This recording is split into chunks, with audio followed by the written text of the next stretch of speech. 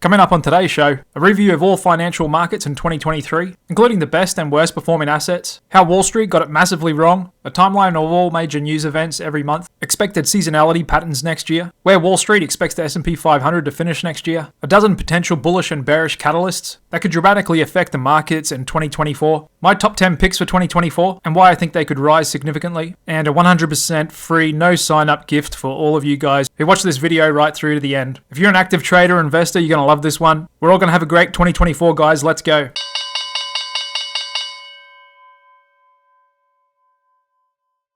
Hey, what's up, guys? Hope you're doing well. Welcome to this special edition of the Click Capital Daily Market Show. I'm going to recap all the most important events and trends in 2023 across all major financial markets, including stocks, bonds, commodities, currencies, cryptos, and the most popular stocks and sectors out there. I've got a lot of cool stuff to share with you today. I think you're really going to find it entertaining and useful. And stick with me right through to the end of this video, because like I said, I've got a free gift I want to share with you guys. Plus, I'm going to let you know my top 10 picks for next year and why I think they could rise significantly. So here we are on the last trading day of 2023. Bit of a soft finish, sold off into the close. However, today, instead of the normal daily review, we're just going to stick to reviewing what happened in the year. We're going to take a step back and I'm going to give you the 10,000 foot bird's eye view of everything that's happened. And you're going to know exactly where we are in financial markets. And my goal is to help you become a better trader and investor. So without any further ado, let's dive right into it. Here we're looking at a heat map of S&P 500 stocks and their 2023 performance. And you can see the correlation between the size of the stock and the performance. Mega Cap 7 absolutely smoked it this year. Nvidia, the best performing S&P 500 stock, up 238%. Microsoft 56%, Apple 48%, Alphabet 58%, Amazon 80%, and Tesla was a double as well. We actually saw a bit of weakness in consumer staples, energy, and utilities came off. And just switching over to the ETF heat map for performances this year, you can see the S&P 500 up 24%, the NASDAQ up a huge 53%. Who would have thought that at the beginning of the year, right? Other top performing sectors, consumer discretionary up 38%, home builders 58%, and had a few sectors finish down in the year. Energy down 4%, regional banks down 10%, utilities down 10%, consumer staples down 3%, and probably the most hated market out there, China, finishing down 15% when the rest of the world pretty much finished higher. And let's just step back and look at the charts. We're going to stick to clean monthly charts today. There's the S&P 500 closing at 47.69, just within a stone's throw of all-time highs at 48.18. There's a composite chart of the Mega Cap 7, currently sitting at all-time highs after a huge recovery this year, gaining back all the losses they had from last year. Similar look in the NASDAQ. There's a Dow breaking out to all-time highs. Mid caps still have a bit of work to do, and the smaller we get, the weaker it was this year. However, we had a great bounce this last 2 months in small caps, starting to outperform large caps. We can see that in the Russell 2000, and micro caps perking up as well. As a look at the monthly chart of VIX, pretty much fell the entire year. We started at 23 and here we are ending just above 12. There's a look at the US government 2-year yield. Ripped a bit higher, above 5%, peaking out in October. Then yields have fallen dramatically the last 2 months. You can see that in the 10-year yield as well. Briefly touching 5% in October. Here we are finishing the year at 3.86%. And so bond market continued its deep diving bear market, the worst in recorded history actually, in over 200 years of the US bond market. However, with those yields topping out in October, the bond market has found a low and has had quite the bounce the last 2 months. Holding up even better than treasuries this year is high yield bonds, and a sign of a lot of risk appetite out there in the market. There's a dollar index pretty much going sideways all year, just finishing a little weaker down at 101. One of the best performing assets this year is Bitcoin, finishing 2023 153% higher, closing above 41,000. Commodity index as a whole fell for the year, finishing down over 10%. Contrasting that was gold, which recently just broke out to all-time highs and finished the year 10% higher. Crude oil briefly touched $95 a barrel back in September before falling and finishing the year 11% lower. One of my favorite assets, which I'll get into a bit later, uranium had a good year, up 37%. One of the best performing commodities. Agricultural commodities had a good rally up until the last month, just finishing the year slightly higher, 3%. And look at that huge rip up in orange juice, getting up over 100% come last month. We had a bit of a pullback this month, still finishing the year up over 53%. It's going through some international stock indices as Canada's TSX, finishing the year slightly higher. Same with UK FTSE up 3%. Germany's DAX did better, finishing the year up 21%. Probably the most hated asset in the world, Chinese stocks. the worst performing major asset class out of them all, finishing down the year almost 12%. Japan's Nikkei 225 did really well, finishing up 28%. And the Aussie 200, not too bad, up 8% for the year. It's one of the best performing sectors, semiconductors up 72%, and one of the worst performing sectors, regional banks down 10%, along with utilities finishing the year a bit softer, down 10%. And just finishing up the chart review with some of the mega cap 7 stocks. There's Apple, the biggest stock in the world. Now got a market capitalization of $3 trillion. And just switching over to a yearly chart, look at that. Even when I switch it to logarithmic, still looks like a crazy ascent, finishing the year up 48%. And what's kind of mind-blowing about that with Apple finishing the year up almost 50% is looking at their financials. Their revenue actually decreased on the year. Last year they did $394 billion in revenue. This year, 383, and even made $1.5 billion less profit. So all those gains we saw in Apple this year wasn't driven by an earnings expansion, but rather a multiple expansion. That's basically the market just getting excited and awarding them a higher multiple for their actually decreasing earnings. We started the year at a PE of 24, now we've got a PE of 31.5. And just calculating the earnings yield on that comes in at 3.16. So Apple's earnings yield is 3.16% versus the safety of short-dated government bonds and money market funds, which you can still get around 4.7, 4.8%. The biggest earning growth out of the mega cap 7, should be no surprise, came from Nvidia on the back of the AI boom and companies around the world looking to buy their GPUs. So they delivered around $8.50 of earnings per share this year, up over 100% from last year, and that trend's expected to continue. Analysts are expecting $12.30 in earnings next year and $20 of earning going into 2025. And if you want to see a crazy chart, look at a 12-month chart of Nvidia, just rocketing to the moon, even going logarithmic. What a crazy ascent it has been. Even Tesla held up well, finishing the year up over 100%.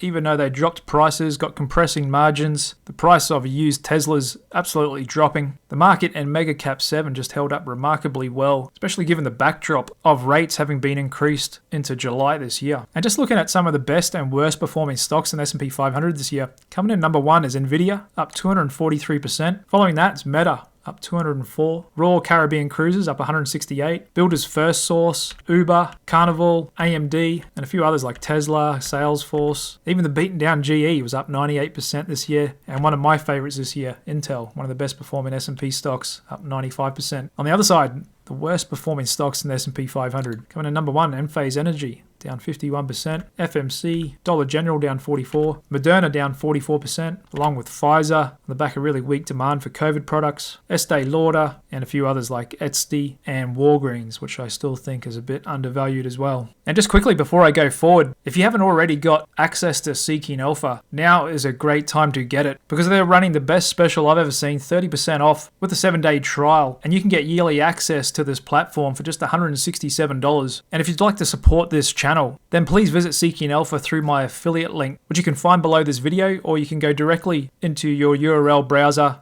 and type in clickcapital.io/Seeking Alpha. You'll get exactly the same benefits and price. They'll just share a commission with me for referring you. And like I said, I use this platform a lot. I spend most of my time actually reading stuff in here, whatever you're interested in. Whatever types of markets or stocks, they've really got it all. Screeners, quant ratings, every information you need to make good financial decisions. If you're an active investor, I highly recommend getting Seeking Alpha for this special deal. Because if you're a serious trader and investor, you need a good technical analysis platform. And most of us already have that with TradingView. What a lot of people don't have is a good fundamental analysis platform. They're still using free sites like Yahoo Finance and like that. However, you're going to find the best content online on Seeking Alpha, and that's because they pay authors and content contributors to post high quality content on there. So not anyone can just post on there. It really is the best content out there. I've found some great investments in it. It's paid for itself many times over. I've been with them for a long time. They've been online for almost 20 years, and I think I'll always have a subscription with Seeking Alpha. So like I said, go through my link, clickcapital.io/Seeking Alpha. You'll get redirected to this page. You can start a 7-day free trial. You get access to all their platform. And then if you decide to stay on after your 7-day trial, it's only $167 for your first year, which is a great deal in my opinion. Okay, just moving on with the show and looking at what Wall Street analysts and strategists predicted at the start of this year. And boy, did they get it wrong. Just going through a few articles here. JP Morgan said stocks will continue their slowdown in 2023. Charles Schwab said volatility is like to stay high. The threat of a recession, which a lot of people were forecasting.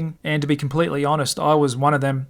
Just looking at past data, there was a good chance we were going to get it this year. However, in hindsight, it was a bit of a consensus view, and that's making me a little bit hesitant to forecast it again for next year, but a bit more on that later. Morgan Stanley said bonds are poised for a comeback before they went on to one of their worst dives ever. Even Goldman Sachs said recovery won't be easy in 2023 and warned that fresh declines in the first half as corporate earnings succumb to weaker economic growth. And they were right, corporate earnings did keep falling for the first 3 quarters of the year before they bottomed out. The stock market just didn't care. Looking at all major Wall Street banks, not one of them got their S&P 500 target for the end of the year right. Even the most bullish one came in almost 300 points under where we just finished. And stick with me, I'll show you a bit later on where all those same Wall Street banks think we're going to finish 2024. First, just some interesting charts here from Charlie Bellio that provoke some thought. Classic ones on Nvidia, people saying it's constantly overbought and a resistance and just kept powering higher all year. And admittedly, I took a few stabs at shorting it only to be stopped out. Same with Pfizer. It's oversold or at support and can't possibly go lower. Broke through support, and got absolutely smashed lower this year. One of the worst performing stocks.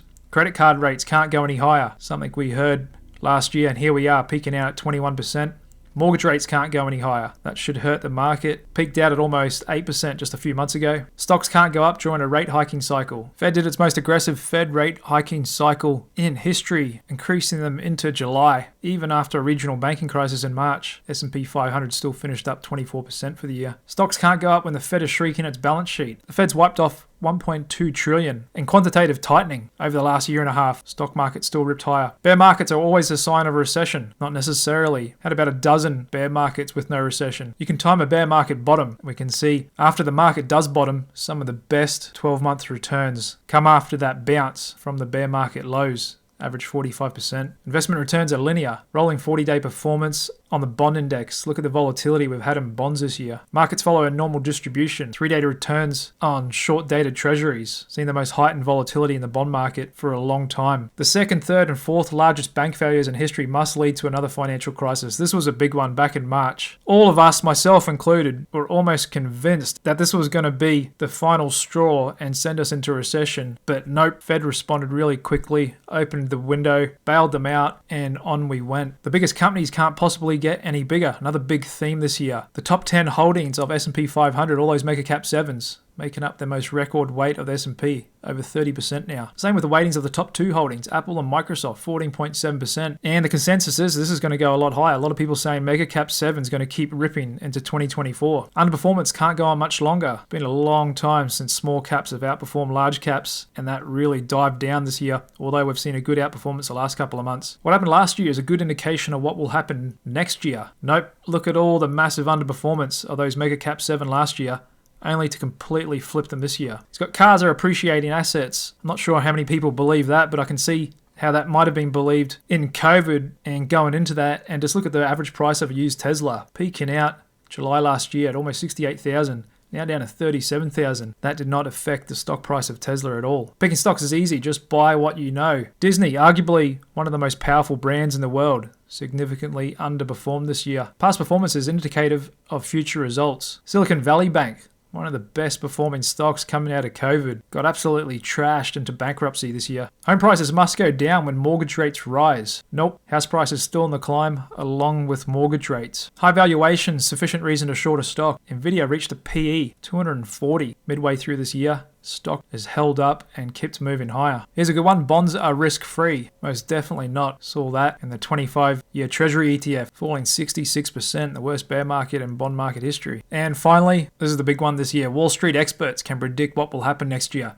For the first time in decades, this year, Wall Street experts saw a down year for stocks like we just saw. S&P up 24%, NASDAQ up 50%. So what all these charts show is that trading and investing is very hard. A lot of the time, markets don't even follow common sense and logic, and that's because it's not a perfect pricing mechanism. It's driven by human behavior, crowd herd mentality, and dozens of other variables and factors, some that become more dominant at times than others. And so predicting and forecasting is very hard, to say the least. And just quickly recapping some of the major events from this year in financial markets. Started off January, really good in rally mode. Employment numbers showed strong hiring and historically low jobs rates, which pretty much continued all throughout the year. One of the big things that really kicked off markets and tech stocks was Microsoft's $10 billion investment in the owner of ChatGPT, OpenAI, and that really got things moving, especially with Nvidia. February, we saw fixed income moving higher. The yield on the 10-year topped 4% for the first time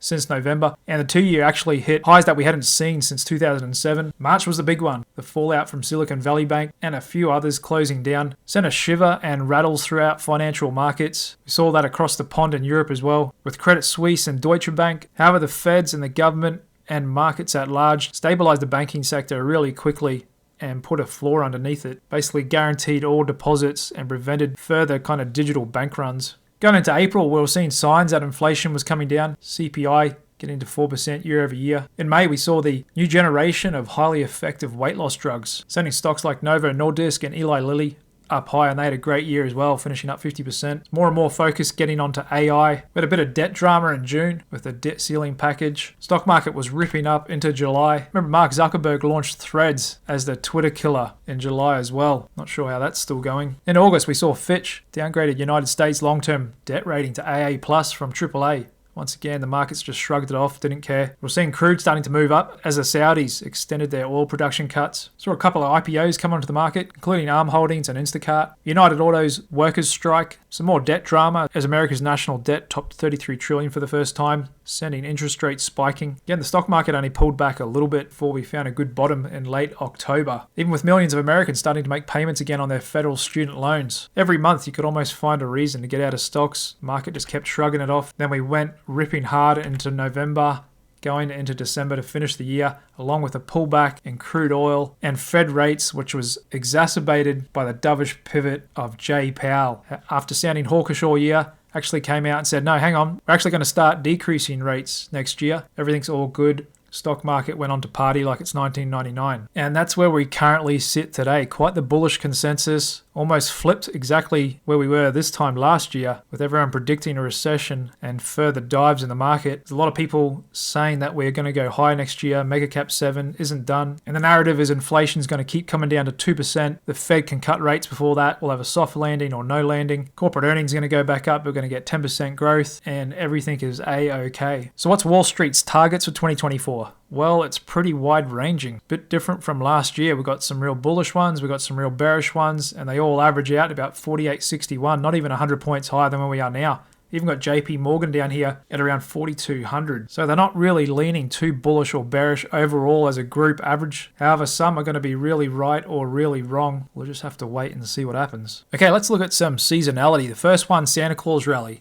That is a pretty good predictor of future returns for the next year. And that's the last 5 trading days of the year and the first 2 of the new year. And so far, so good. Just looking here at the 5th last trading day of the year on the S&P, we started at 47.53. Here we are at 47.69. So if Tuesday and Wednesday next week finish higher, then that's the Santa Claus rally confirmed higher. And that typically bodes well for the coming calendar year returns. However, just looking at a 5-minute chart of the SPY, we did sell off a little bit into the close, finished the day down 0.29%. And what's to be expected, low volatility, low volume days in this holiday period. However, the first 2 trading days of the new year, if we wipe out those gains and the Santa Claus rally doesn't hold up and we finish down, that actually bodes bad for January returns and the calendar year as well. There's also the January indicator. The returns in January can correlate with the calendar year returns as well. So pay attention to the next 2 trading days of the year next week to see if that Santa Claus rally materializes or not. One good thing for the stock market is next year is election year. With an incumbent president looking to stay in, it's a time when they typically spend up, try and shore up some votes, and all that government spending is a bit of a tailwind for the economy and the stock market at large. So just looking at some election year seasonality, all election years since 1950, we get about a 7.3% return. However, looking at election years after we've had a 10% gain in the previous year like we did this year, that goes a bit higher to 10.5%. And so far in December, before that, we're following seasonality, and that seasonality looks like it could take us through to about early mid-February before we pull back into mid-March. Then we pretty much just rip higher the rest of the year. And this year, we followed pretty much every seasonal pattern out there. So it'll be interesting to see whether next year is the same deal. And we can see the same thing in this other chart of monthly seasonality, the 4th year of the presidential cycle. Typically see a bit of weakness in that March, April, May period, bit of strength mid-year, then it kind of pulls back a little bit. And so just looking at the annual S&P 500 total returns during election years, over the last 100 years, had about 24 of those instances, and only 4 of those election years have finished lower, 20 of them finishing higher. It's about an 84% hit rate, which is a bit above a normal year Any given year, the S&P 500 over the last 100 years is higher about 75% of the time. It's a bit more so looking from 1950, as we've had some secular bull market since then. So the odds do improve in an election year. And like I said, government spending is a big tailwind for that. So I'm pretty sure Joe Biden, Janet Yellen, Jay Powell, they're going to pull out all the stops to help the Democrats get re-elected and retain power going forward. And having a diving economy and stock market, high gas prices, all those bad things is not going to be some things that they want to see. However, one major thing which has got me hesitant to forecast another big year in the stock market, even though the odds are against me. Like I just showed you, presidential years, 84% of them finish higher. That's kind of really hard to go against. Is look at this chart here, and that's showing in nearly 7 decades, there's never been a post-inversion equity market rally that's using the 10-year and 1-year treasury spread that has not been more than fully reversed going into a subsequent downturn or bear market. So basically, that's when we see an inverted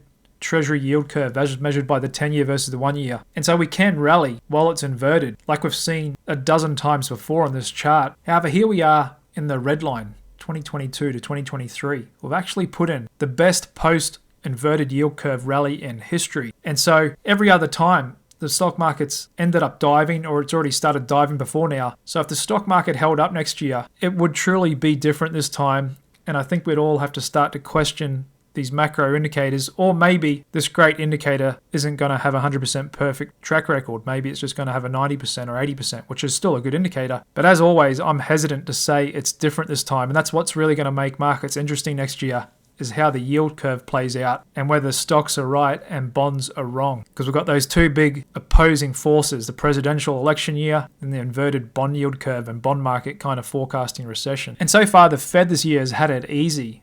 They must be patting themselves on the back, just falling short of declaring victory on inflation. However, they could face multiple challenges next year. The election year could get a bit spicy, could be a bit of a showdown between Trump and Biden. And Fed fund futures have got even more aggressive over the last week or so with forecasting Fed rate cuts. Now given an almost 87% chance that the Fed's going to cut come March. That's just in a couple of months away. And they're forecasting they're pretty much going to cut every single meeting next year. And we should be finishing the year around 3.75% on the Fed funds rate. And if all those cuts are just from softening inflation, stock market's going to love that. Cost of capital for consumers and businesses going down, relative yield of stocks versus bonds going up. However, is the bond market forecasting something a little more than a soft landing? Maybe so, which could get very interesting going into a presidential election. But either way, most years we always have a dip in the stock market.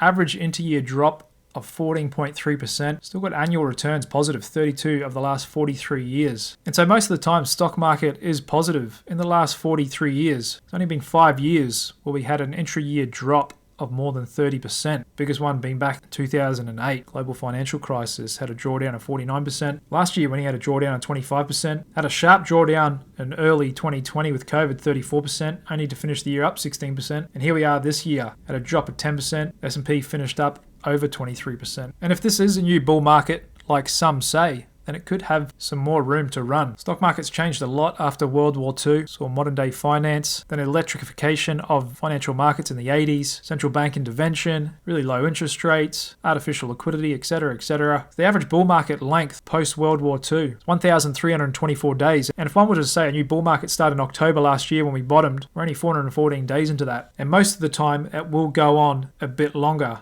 However, we have had some instances in the past where it hasn't made it this far, and 2 other instances when it's only made it a little bit further. One of the wild cards for 2024 could be geopolitical risks. Still got proxy wars going on between Russia and the West via Ukraine. Got the flare-ups in the Middle East coming out of Hamas and other Iran-backed militant groups. China doesn't look like it's going into Taiwan anytime soon, but you can never rule it out. And quite often, geopolitical risk drives equity volatility and broad risk-off moves in the market. We can see that in this chart here. Overlaying the geopolitical risk index with the VIX. You can see there's quite a bit of correlation between the two. So if that does happen, where can we hide out? Where's a good hedge? Well, looking back in history at major geopolitical events, the safe haven assets show up in history as number 1 being oil and gold, having the best performances throughout geopolitical events. And these are areas I'm interested in next year. And stick with me because in my top 10 list, I'll show you why I've got some securities that are positioned to benefit from that. But first, let's look at some potential bullish and bearish catalysts going into next year. I've created this infographic here. Got a link below the video if you're interested in looking at it. And I've listed a dozen potential bullish and bearish catalysts for for next year. So let's quickly go through them. On the bullish side, things that could keep stocks moving higher next year is if inflation keeps coming down. That's the big theme in the market at the moment. And for that to happen, we need oil to stay below $90 a barrel, in which case the Fed would have permission to cut rates in response to that lower inflation. If the economy holds up, unemployment should stay under 4.5%. Want to see some geopolitical tensions die down in Ukraine and Israel. Now this sounds bad, and unfortunately it could be for a lot of workers, especially in the tech industry. But if AI continues to result in more layoffs, these big companies can keep slashing employees while still running their businesses, then that's going to increase profit margins and earnings per share. Analysts are forecasting corporate earnings to grow above 10% next year. Banks are currently a little tight on their lending and with some issues in commercial real estate. If all this happens, they may be able to loosen their lending again. We had weakness all around the world except the States this year. So if the three other major economic zones, China, Japan, and the Eurozone, could resume their growth, that would be a good tailwind for global economic growth. Presidential election year, so if government spending goes up and bonds don't really care, we don't see the bond vigilantes show up and spike rates, that's going to be good for stocks. The 2024 presidential election goes smoothly and no major surprises. If we got all 12 of these positive developments, then yes, the stock market could rally 20% next year with the S&P ending at 5,800. On the other side of the coin, if everything doesn't go so smoothly, and it could be a case of too much of a good thing, the stock market ripping, economy holding up, yields coming down, maybe the economy does start booming again, stock market booming, demand goes up, we may see oil go above $90 a barrel, and then because of all that, inflation starts upticking again, 1970s style, then whoops, the Fed's actually not cutting rates, they're actually raising rates. And if that happens, then everything changes in financial markets. Everything's going to get massively repriced, and that could come really quickly, just in a matter of days. Companies may start laying off staff. We see unemployment go above 4 or 5%, which pretty much sends us into a recession. Same time, we could see global wars and geopolitical tensions rising. No one really cares about AI anymore. The hype fades away. Because of all that, corporate earnings grow less than 5%. The commercial real estate crisis may actually come home to roost, and more bank tightening. China, Japan, and Eurozone go deeper into negative growth and into recessions. The market's really calling out the government on their spending, and they have to pull back on that. 2024 presidential election could be contested, resulting in mass riots, and we may get one or major surprises. And so if we were to get all of that, then it would be no surprise to see the S&P 500 fall 20% next year to 3,800. Now, no one knows what's going to happen. That's the thing with financial markets. We can all sit here and speculate. You can look at any piece of technical data, look at historical patterns, etc., etc. I'm not going to give an S&P 500 target. All I'm going to say is it's probably going to finish in between these two numbers somewhere. So that's my forecast for next year. We probably won't get all dozen of these catalysts on either column next year. We'll probably get a mix of some from both sides. And whatever side we get more catalysts from, it's probably what's going to push the market in either direction. Okay, moving on. I'm going to give you my top 10 picks. These are all ETFs for 2024. I'm sure you're going to find some of these interesting, and probably some ETFs you've never heard before. And I'm going to give you a quick explanation of why I've picked each ETF. And just as a reminder, this is not financial advice. Please do your own research. I'm just sharing with you my research. And so the first of the 10 ETFs I think could do well next year. And coming in at number 10 is FYT, small cap value stocks. And so if you're a regular viewer of my Click Capital Daily Market Show, you'll know for quite a few months now, I've been harping on about the value and small cap value stocks versus large cap growth, which everyone has piled into, and probably the most concentrated trade I've ever seen in my 20 years of trading. However, valuations do matter, and just looking at the earnings yield spread of small cap value stocks versus large cap growth, it's near all-time highs. In fact, we've only seen 1.7% of observations have equal of higher earnings yield spread, and in the 10-year periods following past observations, small cap value has returned a huge 16.8% a year more than large cap growth. And surprisingly, even if we get an uptick in unemployment rate, small caps have a historical pattern of continuing to outperform large caps with a rising unemployment rate. We can see that in this chart here. And the light blue line is the unemployment rate. The dark blue is the Russell 2000 relative to the S&P. And that's got a bit of correlation. When unemployment rises, we can see small caps start to outperform large caps, like we have done the last 2 months actually. And there's a 10-year monthly chart of the Russell 2000 versus S&P 500, absolutely underperforming for 10 years. But look at that bounce this month for December, 7% outperformance. On top of that, look at the spread between value stocks as measured by the ETF VTV, Vanguard Value versus S&P.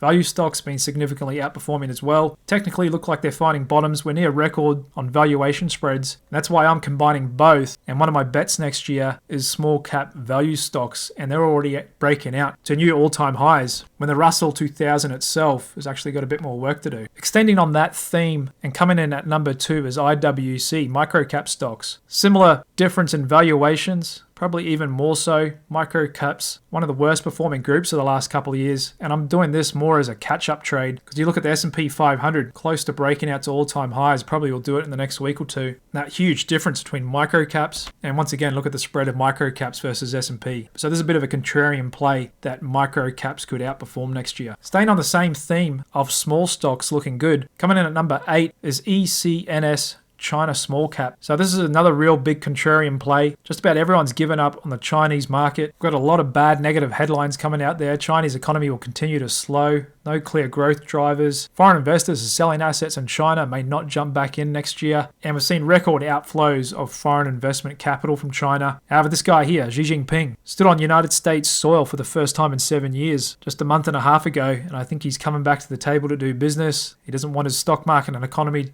to go down the toilet any further. He's probably realizing he's made a grave error, closely aligning himself with the Russians, and they're putting some big stimulus and measures to get underneath their economy, and I think the stock market will get ahead of that as it usually does. And because of that, I'm betting on the beaten down China small cap ETF, which gives us even more beta, even more leverage to the Chinese stock market. And an extension of that is also Alibaba, another one of my favorites. It's a large cap Chinese internet stock, which is trading lower than its IPO price from almost 10 years ago, even though revenues in that time has grown from 8.4 billion to 125.3 billion. So talk about a huge contrast between their growth in their revenue and earnings and the performance of the stock price. Another big contrarian play. However, back to my ETF list. Coming in at number 7 is GCOW, Global Cash Cows Dividend ETF. And so looking at US stocks over the last 10 years, how much they've performed versus global international stocks as a whole, which have pretty much just gone sideways. This ETF here is a bet on that,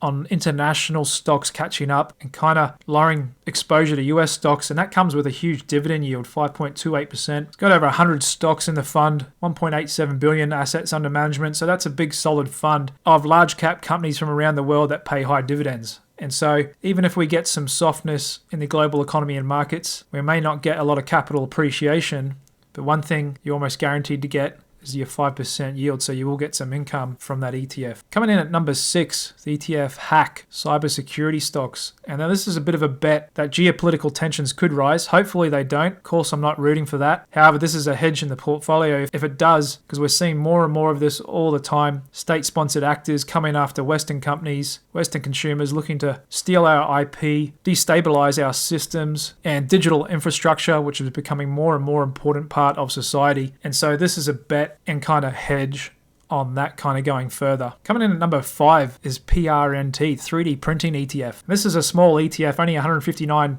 million in assets under management, that holds 56 stocks related to 3D printing. That's kind of the future of a lot of the manufacturing sector, which is kind of already arrived. And so there could be a bit of a renaissance going on in the manufacturing sector, especially with America and other Western countries looking to reshore production, become a bit more self-sufficient, and remove critical risks, and a kind of a trend of reglobalization. And the way America and the West excels from the rest of the world is we're more advanced in our technology. Even though we have small populations, we have good output, productivity, and efficiencies from our technology. And we're seeing a bit of an uptick in construction and manufacturing construction and spending. And look at that boom in computer electronic construction spending. So the AI, cloud, these are all real trends that are affecting society. Still got plenty more years to go. And just looking at the big industrial sector ETF, XLI, that's actually breaking out to all-time highs, something not many people are really talking about. And so maybe if this time is different with the yield curve, we do go into a bull market, industrials could lead. And I think maybe a good catch-up play could be 3D printing,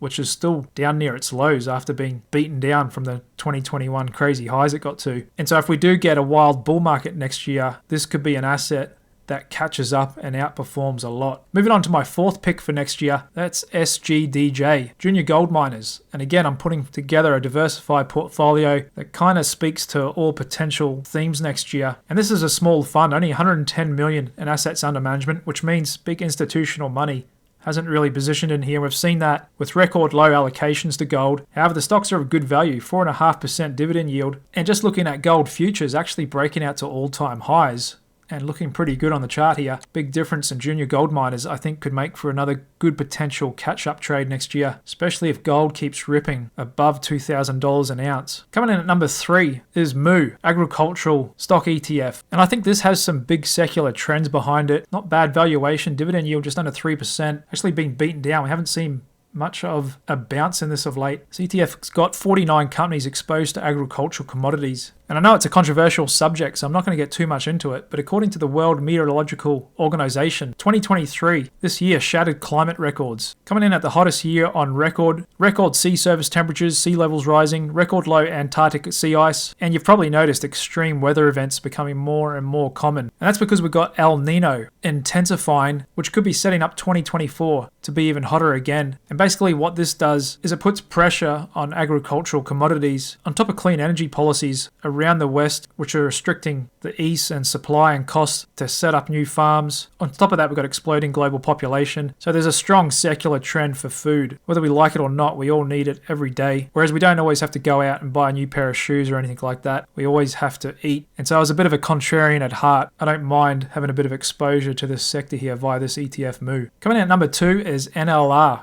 Ukrainian Nuclear Energy ETF. And this is a bit of a concentrated ETF, small again. There's not a lot of people in it. 132 million AUM. Pretty good dividend yield, 4.5%. Only got 26 stocks. And the criteria of this ETF is at least 50% of their revenue must be derived from something to do with uranium mining or nuclear energy or anything to do with this industry. And this is still well below its 2007 highs. You remember 2011, we had the Fukushima accident in Japan and the world was looking like it's giving up on nuclear energy as it been too dangerous. However, the truth is, if done right, and you don't build a nuclear power plant right next to the ocean, it's one of the most efficient, cleanest forms of energy. And I think the world's coming back to that, especially after Russia's invasion of Ukraine, exposing how leveraged and vulnerable Europe was to Russian energy. They're coming back to uranium like a lot of the West is now. And I think this is a trend that could keep going further. Even though we had a great year in 2023, if you've been watching my channel, I've been bullish on uranium all year. And I think next year that could continue on. And coming in at number 1 for my top pick next year is MSOS, the cannabis ETF. And again, for my regular viewers, you know I'm a bit of a bull here. You can tell the street's not really invested, only 600 million assets under management. And these stocks have been absolutely smashed the last couple of years, thanks largely to corrupt politicians who are just doing what their big pharma puppet masters want instead of the people. With polls showing over 80% of Americans want cannabis legalized, it pretty much already is halfway across the country. There's a lot of good things to come out of it. The science shows it's a much healthier recreational alternative to alcohol, tobacco. It's got a lot of medicinal benefits. It's been held down from unfair taxation and not being able to deal with banks. However, Biden did make a campaign promise to legalize it, and he's already kind of started the wheels moving in that direction by issuing a pardon to all federal prison inmates that have been convicted for non-violent cannabis crimes. He's encouraged all state governors to do the same, and he could be setting up to go full-blown federal legalization next year, going into the election in order to try and win the young vote. And so while it's still controversial, I think this offers a huge asymmetrical bet to the upside. At $7 a unit, that's the most you can lose. However, I think there's a lot more upside. And if Biden does make good on his campaign promise, the politicians do the right thing and legalize it, allow the industry to flourish, this thing could spike like crazy next year. And that's something that I'm betting on. So there you have it. There's my 10 ETF picks for next year. Diversified portfolio. And if you're wondering where I do all my research and get my ideas from, it is mostly from Seeking Alpha. Each day I'm reading a lot of articles on here, what's trending, going through articles in different sectors of the market, listening to different experts, seeing which ones I agree with, disagree with, looking at the news, going through the ETF screeners, looking at top ETFs. And so I spend more time doing fundamental analysis than I do doing technical analysis. So like I said, it really is a great tool. This is the best price you're ever going to see it. And so if you are going to get it, I'd greatly appreciate it if you went through my affiliate link, clickcapital.io/Seeking Alpha. Links below this video. You'll get exactly the same benefits and price as if you went directly to the site, and you'll also be helping out this channel and keeping me going and making these videos. So I greatly appreciate that. If you are going to get Seeking Alpha, to get it through my link. Thanks very much. Now on to the gift that I have for you guys. I've developed a simple portfolio tracker in Google Sheets, and you can get that as well. Link below this video, or you can go to clickcapital.io/tracker. It'll redirect you to this sheet here. It'll come up instructions. All you got to do is go to File, click on Make a Copy, and that'll make a copy into your own Google account that you can edit and no one else can see. This is just my template, and I've actually added in those 10 ETFs I just described to you. And so on the first trading day next week, come Tuesday, I'm going to enter the entry price as the opening price for all these ETFs with $1,000 in each, and then this spreadsheet will automatically pull the last price and calculate the value, open P&L, gain and loss. All you got to do is enter in 10 tickers, the quantity, the entry price, and that'll automatically update the P&L as the prices change each day to whatever it is, and it'll show you what your gain is and your current portfolio weights. And this is just some information I've entered in manually here. For my 10 ETF portfolio, that averages a dividend yield of 2.51%. The exposure to US stocks from all these ETFs in total is 55% of the portfolio, so I've got a bit of a weighting there outside the US. And like I said, some themes in my ETF portfolio for next year is betting on small caps and commodities. And so this is just an example portfolio I'm just running for fun. I actually run some other portfolios myself that do have some of these ETFs in it, but for this one here, I'm just doing as a bit of fun for this channel and seeing what sort of return I can get next year. And so you can use this as well, and if you just want to have a bit of fun, you could do the same thing. Pick 10 ETFs next year, just enter in the quantity and entry price for each, and then that's all you have to do. It'll automatically update the daily values, open P&L, gain and loss, and the last price every 20 minutes. This Google Sheet will automatically pull the last price for these ETFs. And then at the end of next year, we can see what the returns are, and we can share with each other who got what right and who got what wrong. And we'll look at not only returns, but we'll look at the smoothness of those returns too, what sort of drawdowns the portfolio generated. So this is 100% free, no signups or anything like that. Just click the link below this video or go to clickcapital.io/tracker and you can get this spreadsheet. All I ask in return is that you just like this video, hit subscribe if you haven't already, and if you know someone else, maybe a family member or friend that you think might find this video of value, then just go ahead and share it with them, and I would greatly appreciate that. Okay, there we have it, guys. This brings me to the end of this video. 2023, much different result from what a lot of us expected at the start of the year. As I just showed you, the stock market defied a lot of things to finish the year substantially higher, especially mega cap 7. Just look at the rip up in those stocks this year. Will it continue next year or not? That'll be a big theme, along with the other things I've showed you. Inflation continuing to come down, oil under 90, geopolitical tensions, the big swing factor presidential election, how that's going to go. Next year is lining up to be another interesting one. And for all my regular viewers, I just want to say a huge thank you so much. I really do appreciate you guys for all your support, hitting that like button every day, dropping comments. I really do enjoy interacting with all of you. I love making these videos. I think they've helped to make me a better trader and investor, and I'm really excited to bring you more great financial content and products next year, including my online course, which I've been working on for over 6 months. That's due out later next month. So if you haven't already, hit that subscribe button and you'll be notified of all these videos. And I look forward to helping you also become a better trader and investor next year in 2024. I'm going to do everything in my power to bring you the best content and analysis so we can all make better financial decisions for ourselves and our families. So thank you very much for tuning in every day. I greatly appreciate it. I hope you have a great New Year's Eve, and let's all have a great 2024, guys. All right, until then, take care. Cheers.